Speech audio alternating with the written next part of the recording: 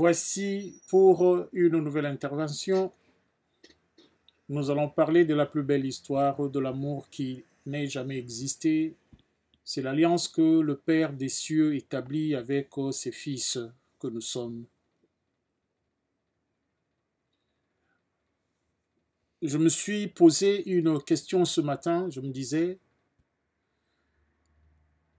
pensons-nous, pour avoir établi les églises, que nous sommes devenus le corps du Christ?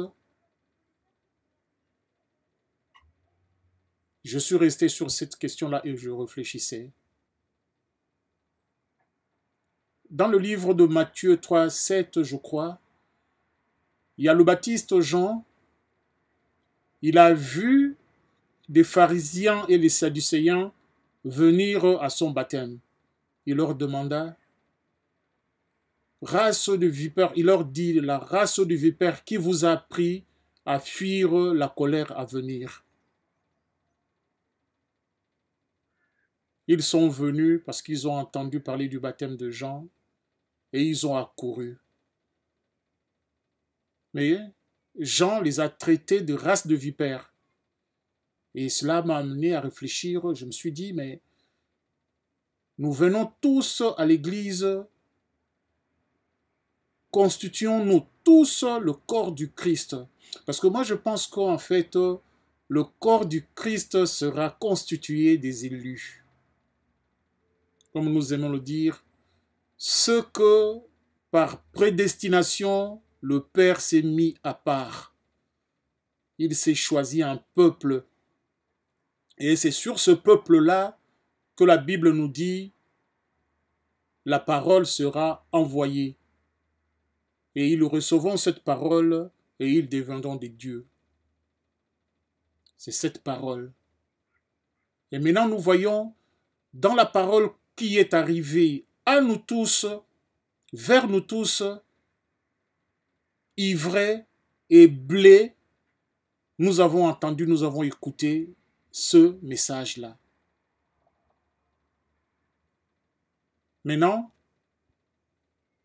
l'Église, l'épouse est en train de se constituer. L'épouse se constituera pas dans le flot de la parole qui nous a été envoyée, non.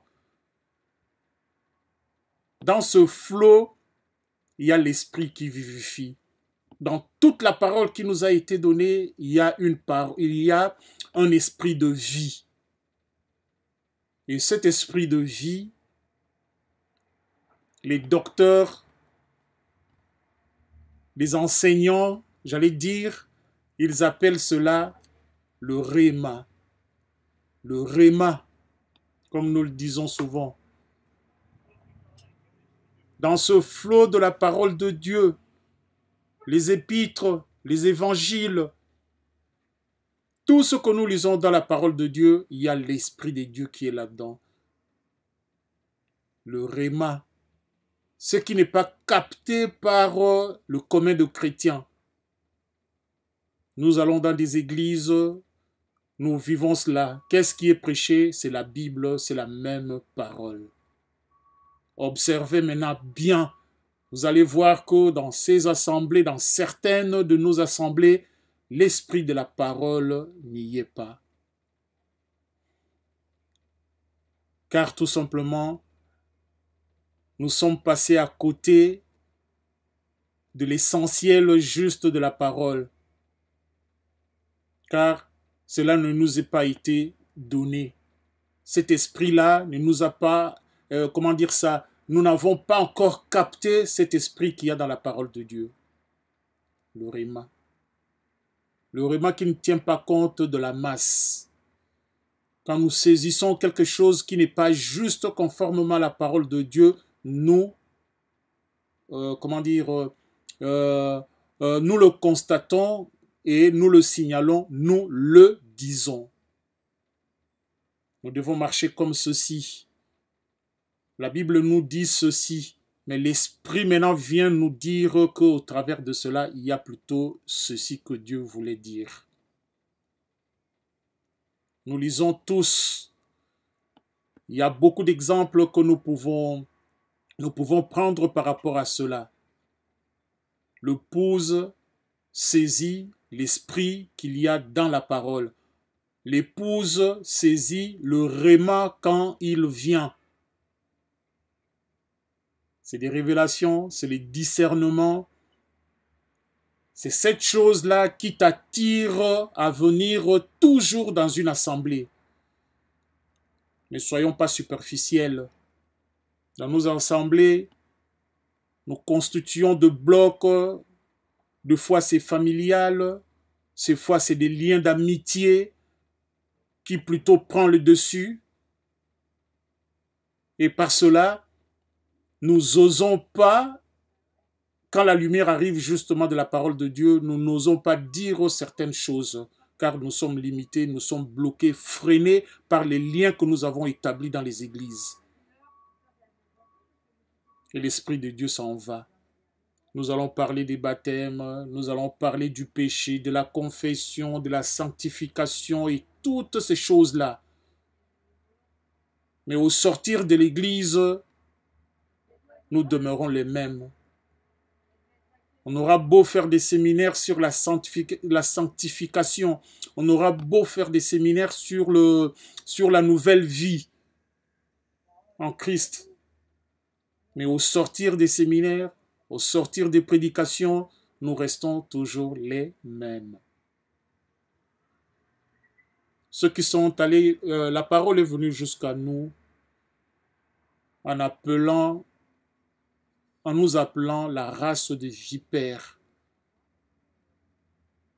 Et c'est le sang qui a coulé, qui a fait que nous sortions, que le lien justement que nous avons du premier Adam soit rompu, soit anéanti. Et voilà que toutes choses sont devenues nouvelles. Il y a des messages sur la pierre, quand Jésus dit à Pierre, sur cette pierre je bâtirai mon église. Nous, dans les premières lectures que nous avons eues, quand on n'avait pas encore grandi dans la connaissance de la chose de Dieu, quand le réma n'était pas encore perçu par tout le monde, nous avons pris Pierre, le premier pape, et nous avons établi un système de pontificat. Nous avons établi un système de papauté. Mais maintenant, quand Dieu envoya son esprit dans ses serviteurs, ceux qui devraient composer maintenant l'épouse, cette assemblée des élus de Dieu, Dieu envoya aussi cette lumière. Vous savez, la lumière est vie. Je suis la lumière du monde, le chemin, la vie. Cette lumière-là est l'esprit de la parole de Dieu. Quand cela est arrivé dans les églises des élus, dans les églises épouses, il nous dit plutôt que cette pierre-là, c'est le rocher qui symbolise le Christ même. C'est la foi plutôt en Jésus-Christ, le fondement. Quand notre foi sera basée sur ce rocher, que se produiront de merveilles. Comme Pierre qui a discerné que devant lui, il avait le Fils de Dieu, Jésus-Christ. Et voilà que Christ dans la masse, quand il parlait, il ne tenait pas compte de ce que pourrait, de la réaction de la masse en fait. Est-ce qu'il me condamnerait? Est-ce qu'il me jugerait? Est-ce qu'elle me jugerait? Est-ce qu'elle me condamnerait? Le Christ ne tenait pas compte de cela. Il a envoyé, il accomplissait sa mission plutôt, j'allais dire, en nous révélant le mystère caché de la parole de Dieu. Il était la parole. Il était Dieu marchant sous forme humaine, Jésus-Christ. Nous avons aujourd'hui une pléiade d'églises. Je reviens sur la question première que je me posais. Est-ce que c'est cette pléiade-là qui constitue l'épouse ou alors qui constituera l'épouse? Jésus est venu nous apportant une lumière, la grande lumière afin que nous sortions de l'obscurité, que nous ne marchions plus dans le ténèbre en l'acceptant comme Seigneur et Sauveur. Et maintenant, nous marchons en le suivant. Nous marchons en étant ses imitateurs. Les imitateurs de Christ, c'est qui en fait? C'est ceux qui se tiennent devant Pilate, gardant leur identité de chrétiens, restant fermes, fidèles dans leur foi, comme ces disciples de la première église. Ils sont allés jusqu'à sacrifier leur vie parce que leur foi qui leur donnait cette identité de chrétien faisait qu'ils ne pouvaient regarder ni à gauche ni à droite par rapport à ce qui pourrait leur arriver. On prêchait la vérité et cela s'arrêtait là. Peu importe ce qui pourrait suivre. Mais aujourd'hui, nous allons dans des églises, nous faisons des jeûnes et prières, on nous enseigne nuit et jour, des séminaires, des prédications tous les dimanches, et nous avons même des jours de prédications et des intercessions dans la semaine. Mais quand nous sortons juste cette ambiance-là, nous redevenons ceux du monde. On ne peut pas aller à la croix et demeurer la même personne, comme dit le chantre. Quand on va à la croix, notre vie devrait changer. Nous devrions maintenant avoir une nouvelle vie. Mais maintenant, la nouvelle vie passe par une nouvelle naissance. La nouvelle naissance. Dans la nouvelle naissance, observons. On peut naître de tout. On dit que de ce qui est impur, on ne peut pas sortir quelque chose de pur. La Bible le dit. Dans Genèse, quand Adam eut Seth, il remercia le Seigneur, il glorifia son nom. Il dit, j'ai perdu un enfant, en parlant d'Abel, et voilà que le Seigneur m'a donné un autre enfant. Seth était-il était-il un nouvel Abel? Je ne crois pas. Dans les choses de Dieu, l'âme qui naît est nouvelle, ça ne remplace pas une autre âme qui a vécu avant. Car toutes choses sont passées et voilà ce qui arrive, c'est des choses nouvelles. La nouvelle naissance. Dans le temps,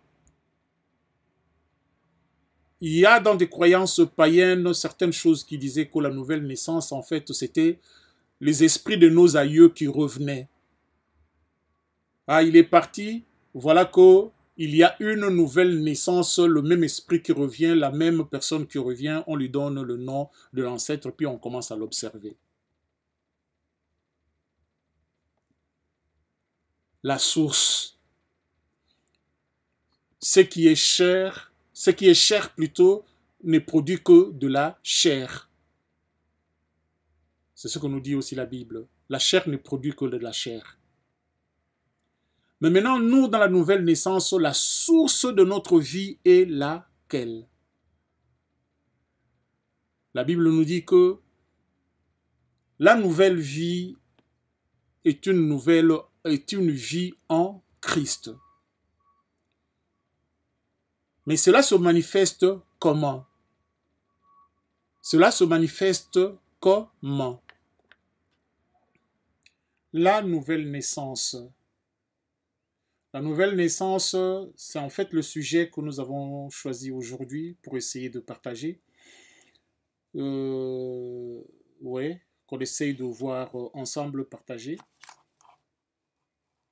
La nouvelle naissance. Vous savez, bien aimés, le Christ nous dit, si on est né de nouveau, on ne pourrait voir le royaume des cieux. Le royaume des cieux que le Christ est venu instaurer lui-même sur la terre. À la croix, Christ nous ouvre les portes d'une nouvelle naissance. Une fois, j'ai intervenu dans l'église, dans l'assemblée, là où nous prions. Les enseignants sont passés et moi j'ai pris une petite minute pour ajouter un peu de mon sel. Je suis parti d'une image en fait. Je me suis dit, ça se passe comment des nouvelles naissances dans nos familles quand une maman, une épouse donne une nouvelle naissance. Quand le travail commence, premièrement, nous avons de l'eau. Et quand cela s'approche, c'est le sang qui sort. L'eau et le sang. Et derrière, par la grâce de Dieu, il y a une nouvelle naissance. Alors je disais, le Christ, quand il instaure le royaume des cieux sur cette terre des hommes, il est à la croix. Et voilà que on lui perce la côte.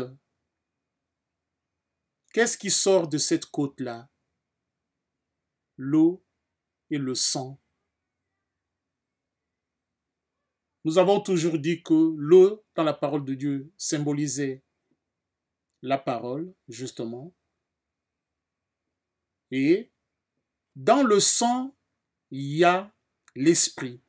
Ici, en l'occurrence, quand Christ verse son sang, lui qui est Dieu, dans le sang du Christ, on ne pouvait trouver que l'Esprit de Dieu. En fait, dans la nouvelle naissance, il y a ce que nous attendons de la parole de Dieu qui produit la foi. Et maintenant, sur notre foi, vient s'appliquer la vie de Dieu, vient s'appliquer l'Esprit de Dieu. Et en cela, nous produisons un nouveau-né, un élu de Dieu, par qui le réma plutôt, viendra pour nous sortir des révélations, des choses cachées de la parole de Dieu. Et des nouvelles naissances en nouvelles naissances, nous allons constituer une assemblée des élus qui formera le corps du Christ, qui sera l'épouse à la gloire de Dieu. Et c'est cette assemblée-là des nouvelles, de ceux qui sont nés de nouveau, qui accueillera le Christ dans les cieux quand il arrivera, quand il viendra. Nous serons là à chanter son Alléluia, son Hosanna. Que le Père nous accorde cette grâce-là. Qu'il nous ouvre les yeux, que nous voyions,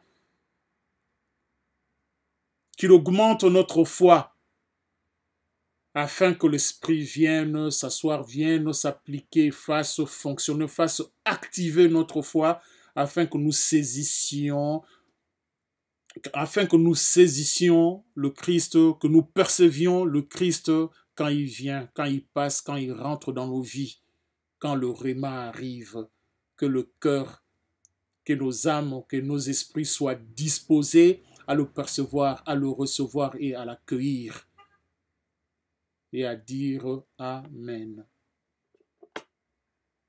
Voilà. La nouvelle naissance. Dans Jean 3, 3, le Christ dit, en vérité, je vous le dis, si un homme n'est né de nouveau, il ne peut voir le royaume de Dieu. Naître de nouveau. Et Nicodème qui vient demander au Christ, mais que dois-je faire pour naître de nouveau? Parce qu'il y a une démarche, parce qu'il y a un processus. Christ, qui a l'Esprit de Dieu, est la source de toute vie nouvelle. Est la source de toute nouvelle naissance. Je parle de nouvelle vie, je parle de la nouvelle naissance. Une nouvelle naissance, c'est une nouvelle vie en fait. Avec le premier Adam, quand il pécha, l'Esprit de Dieu ne le quitta pas, mais l'Esprit de Dieu s'est mis à l'écart. L'Esprit de Dieu se mit à l'écart. Et la mort était rentrée dans la lignée d'Adam. Et la Bible nous dit par rapport à cela, dans Romains 5, 19, la Bible nous dit, par la désobéissance d'Adam, tous ses descendants ont été constitués pécheurs. Par la désobéissance d'Adam, par le manquement, ses erreurs, tout ce qui était sorti d'Adam était constitué pécheur. Autrement dit, était considéré pécheur. Nous autres, nous qui sommes nés de la chair, nous parlons du péché originel. Parce qu'à l'origine, notre ancêtre, le premier Adam, il avait péché. Et comme le salaire du péché est la mort, l'âme qui pêche, c'est celle-là qui meurt. Nous sommes venus d'un pécheur. Ce pécheur n'a produit que des pécheurs dans la suite. Et voilà que Dieu fidèle à son amour, Dieu fidèle à ses engagements, à ses promesses, il ne nous a pas quittés, il ne nous a pas abandonnés. C'est par amour en fait que Dieu conçoit un plan de salut. En parlant de plan. Car à l'origine, le plan que Dieu a formé pour nous autres, ce n'était pas un plan de malheur. Au contraire, c'était un plan de paix et de bonheur. L'homme, nos envies, nous avons cherché à voir plus au lieu de nous contenter de ce qui nous a été donné. Et comme on fait souvent avec la parole de Dieu, quand nous prenons la parole et que nous rajoutons tout ce qui vient en plus de la parole de Dieu et du malin. Et le péché est rentré dans Éden. Et tous les descendants d'Adam, nous sommes considérés, constitués comme pécheurs selon Romains 5, 19. Maintenant, pour revenir sur ce que je disais sur Jean 3, 3, Nicodème qui demanda à Christ, dans le verset 4,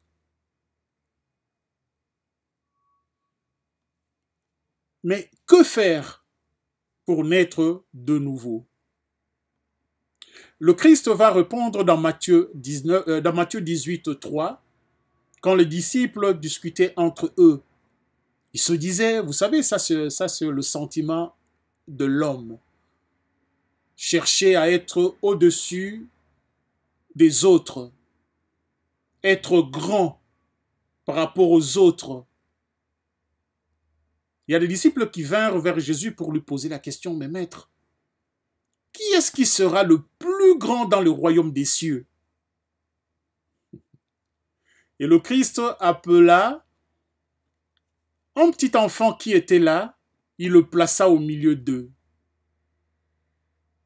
Et il leur dit, si vous ne devenez pas comme ce petit enfant, vous n'entrerez jamais dans le royaume des cieux.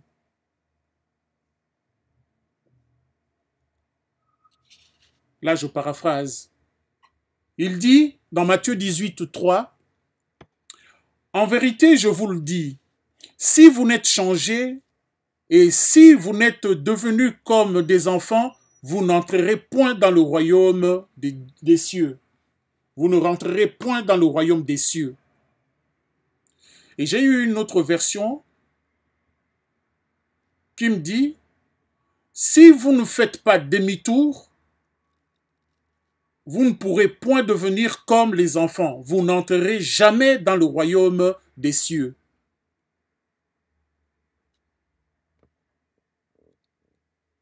Quiconque se rendra humble comme cet enfant sera le plus grand dans le royaume des cieux.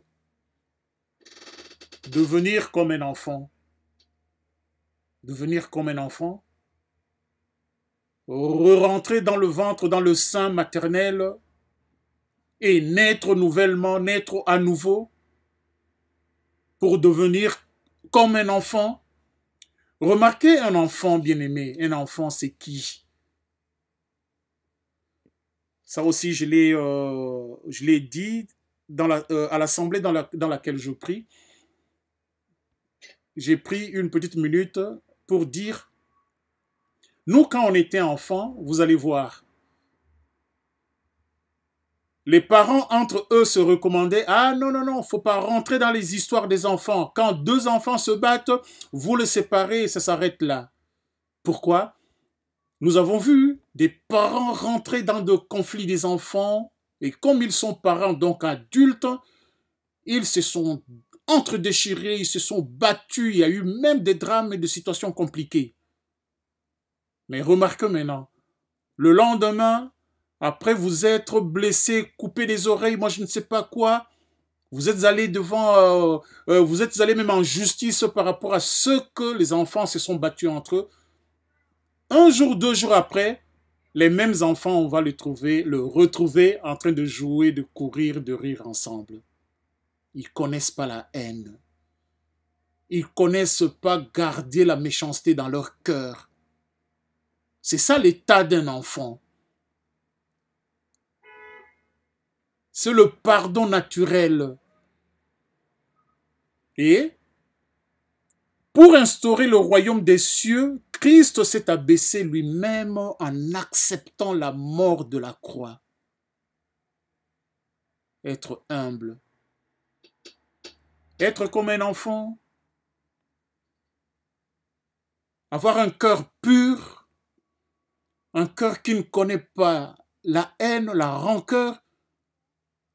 Un cœur humble, un cœur simple d'un enfant. Un cœur qui comporte un pardon naturel.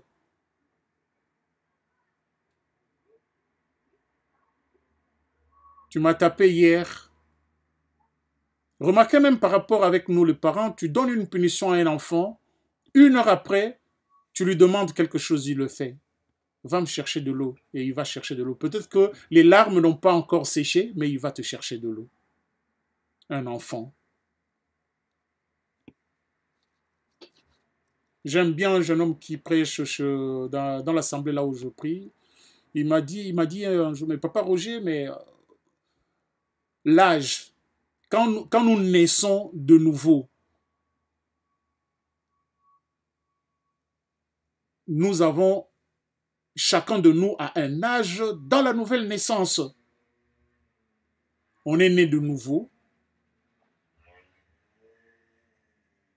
Quand on a reçu Christ comme Seigneur et Sauveur, maintenant cela ne s'arrête pas là. Nous devons maintenant croître. Nous devons maintenant croître, au moins laisser de l'espace à cet esprit nouveau que nous avons acquis de faire croître notre foi. Ou alors que cet esprit-là grandisse en nous. Vous savez, c'est quand cet esprit-là grandira en nous, nous deviendrons comme de petits enfants. Nous porterons maintenant, à la gloire de Dieu, nous porterons les fruits de l'esprit. Comme c'est dit dans Galates. Ce sera plus nous. Ce n'est plus nous qui vivrons. C'est plutôt l'Esprit de Dieu qui vivra en nous, Christ. L'Esprit tout-puissant de Dieu, Jésus-Christ. C'est lui maintenant qui vivra en nous. Il deviendra la source de tous nos sentiments, de toutes nos pensées, de toutes nos paroles et de tout notre comportement. Ce sera imprégné de l'Esprit de Dieu. On portera maintenant un amour vrai. On portera maintenant dans nos cœurs un amour véritable. Que Dieu nous aide. Un amour qui supporte tout, qui pardonne tout. Nous porterons, comme j'ai dit, le fruit de l'Esprit, car maintenant c'est l'Esprit qui nous conduit, c'est l'Esprit qui est maître de nous en tout. Nous allons marcher comme ça, portant plusieurs fruits. C'est comme ça que le monde reconnaîtra que nous sommes de Christ. C'est comme ça que nous ferons la gloire de celui par qui nous vivons. Devenir comme un enfant, naître de nouveau, manifester les fruits de l'Esprit de Dieu. La tolérance, la patience, la maîtrise de soi. Toutes ces choses que même la loi agrée. Le manifester. Ce n'est pas que aller à l'église, entendre tout ce qu'on nous enseigne, tout ce qui nous est dit de la parole de Dieu, et comme je l'ai dit tout à l'heure, demeurer le même. Non. Comment dire ça? La graine qui tombe sur la bonne terre produit une semence merveilleuse, une semence à la gloire de Dieu. La bonne terre. Être de la bonne terre. Nous écoutons la parole de Dieu. La parole de Dieu vient par la puissance de l'Esprit s'appliquer sur notre foi et nous produisons ce qui est de la gloire de Dieu. Dans notre milieu, ça se voit. Tout de nous change, car tout ce qui est ancien est mort. Voilà que la vie est venue en nous. Nous sommes nés de nouveau. Nous sommes devenus de nouvelles créatures. Mais maintenant, nous devons la manifester. Nous devons la manifester, bien-aimés, par des attitudes, mais par des attitudes, quand c'est hypocrite. J'avais dit dans une intervention que l'hypocrisie est floue, l'hypocrisie est ténèbre. Mais en face, quand on a la lumière, on arrive, on discerne, nous voyons au-delà des apparences maintenant. Nous voyons au-delà des apparences. Et même au niveau de la parole, nous comprenons maintenant ce qui se dit, nous entendons. Si j'ose dire, nous entendons entre les lignes. C'est comme il y a un dicton, c'est pris dans la chanson, hein. Je t'aime, moi non plus. Avant, je me posais des questions, mais ça n'a pas de sens. Je t'aime, moi non plus. Ouais. C'est pas parce que le je t'aime que j'entends n'est pas sincère, n'est pas honnête. Et moi aussi, dans mon cœur, tu me dis je t'aime, mais les oreilles ouvertes saisissent plutôt, je ne t'aime pas du tout.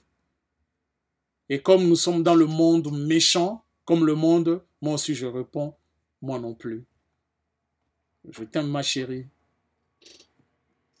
Et dans mon cœur, je dis, moi non plus. Je ne parle pas de ma petite chérie, hein. Je le dis comme ça. Je t'aime, moi non plus. Allons-y comprendre. C'est de cet amour-là, de cet amour-là qui nous maintient dans l'ancienne vie. Quand on rentre dans la nouvelle, quand on n'est pas content d'une personne, on le lui dit, mais avec douceur. Mon frère, ma sœur, tu viens tous les dimanches à l'église, mais on ne constate pas de changement en toi. Tu demeures le même violent, le même agressif, le même haineux, ce manque de maîtrise de soi, cette arrogance dans la parole, on ne sent pas de douceur, on ne voit pas en toi, bien-aimé, un être qui est né de nouveau, porteur de fruits de l'esprit. Tu as de Christ, tu as de chrétien que d'identité, que de nom. Mais dans ton cœur, il n'y a encore rien de nouveau qui manifeste la nouvelle vie en Christ. Voilà, bien-aimés, nous devons le dire. Que nos relations ne constituent pas une barricade, que nos relations ne constituent pas un obstacle à la vérité. C'est comme ça que nous allons nous aider les uns les autres à changer. Ce que tu m'as dit hier m'a beaucoup blessé, mon frère. J'aimerais bien qu'on s'asseye et puis qu'on en parle. Si au bout du compte, je constate que j'étais réellement offensé, que je te dise pardon. Un pardon qui viendra du fond de mon cœur. Et quand un frère dans l'assemblée ferait quelque chose à la gloire de Dieu, quelque chose de bien qu'on apprécie, qu'on l'approche, qu'on lui dise sincèrement des paroles qui viennent du cœur. Que Dieu te bénisse, mon frère. En toi, nous voyons la gloire de Dieu se manifester. Que cela vienne du cœur. Car c'est du cœur que nous viennent beaucoup de choses. Des mauvais comme des bons aussi. Mais nous en Christ, puisque nous sommes nés de nouveau, nous devons nous exercer dans les choses nouvelles. Nous devons nous exercer dans les choses de la foi. Nous devons nous exercer dans les choses sur les modèles en qui nous avons cru.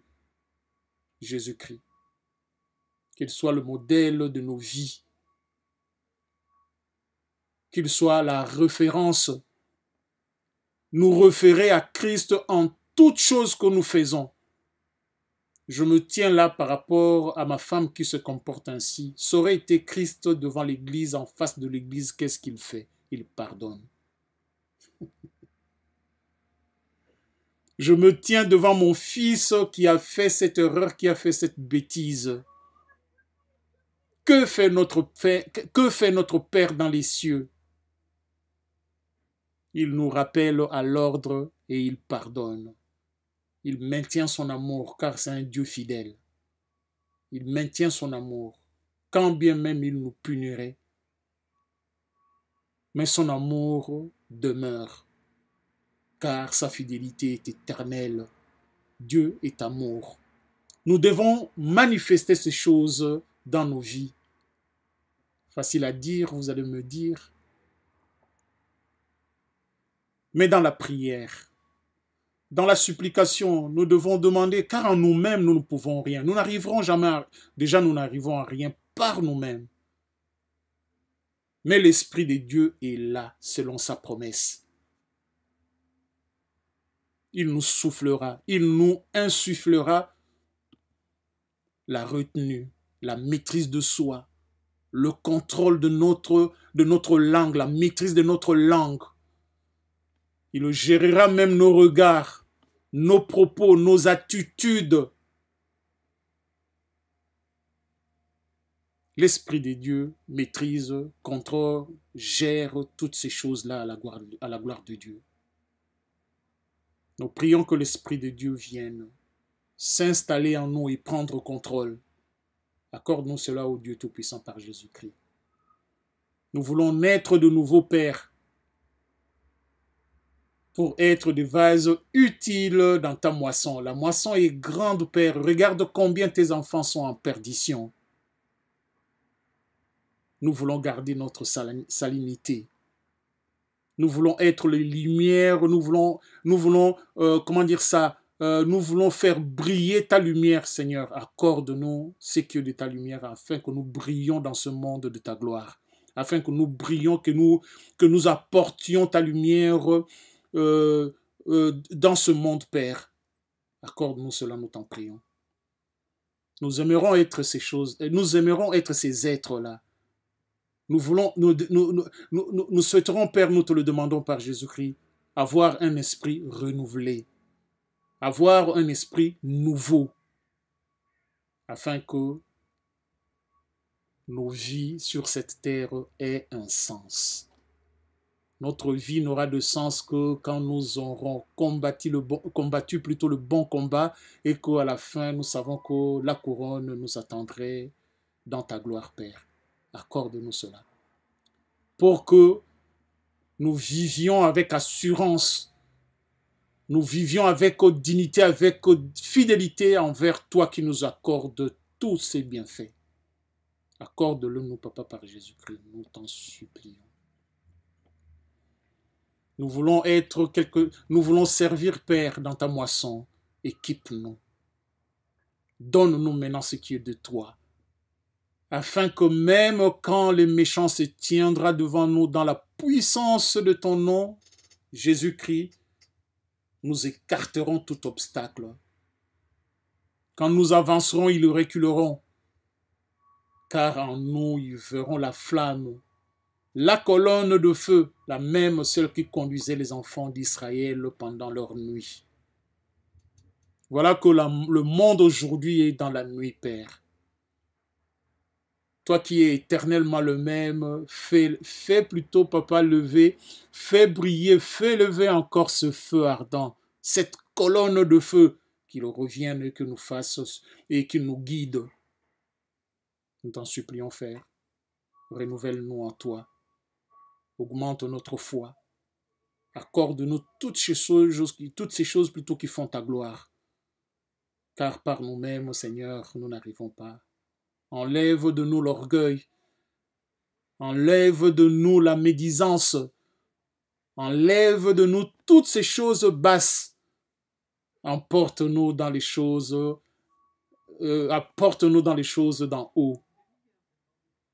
Là où tu vis, Père. Les choses du ciel. Emporte-nous dans ton esprit. Fais-nous vivre, fasse que nous devenions un avec ton esprit, Papa. Accorde-le nous. Accorde-le nous. Par Jésus que nous te supplions. Et nous savons que ça sera fait parce que cela est ta parole, cela est ta prière, cela est ta promesse. Maintenant que tu es derrière ta parole, Père, pour la confirmer, maintenant que tu es derrière tes promesses pour les réaliser, viens à nous. Viens à nous, Papa. Viens à nous, nous t'en supplions. Tout ceci, nous le signons par Jésus-Christ, afin que cela arrive à toi et que tu les agrées, Papa. Nous disons merci et Amen, Amen et merci. Amen et merci pour tout. Amen et merci pour tout. Béni soit Dieu à tout jamais. Amen, Amen, Amen, Amen, Amen, Amen.